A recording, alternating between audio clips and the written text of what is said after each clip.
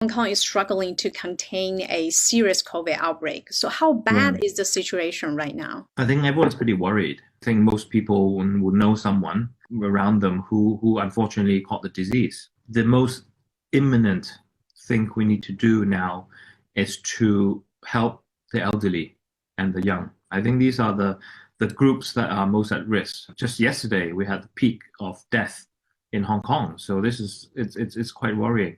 So I think with limited resources, we're very thankful that the mainland, send experts and help. We have to stay confident and united. I don't think it's a time to play the blame game now. You should have done this before. You should have done this. This is not right. That's not. I think we should have a united voice. Of course, discuss using a scientific method. I think unity and efficiency is what we need right now. Well, like the mainland, Hong Kong has a zero COVID policy now, but unlike the mainland, Hong Kong hasn't managed to bring this outbreak under control.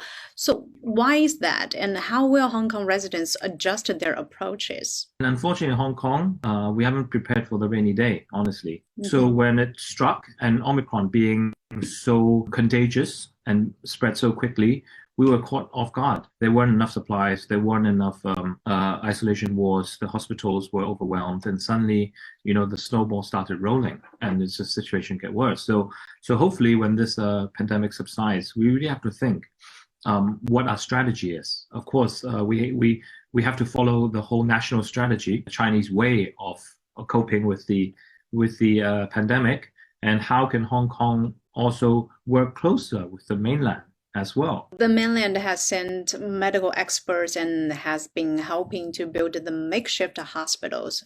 In the past, there's been, oppositions to Beijing's involvement in Hong Kong affairs.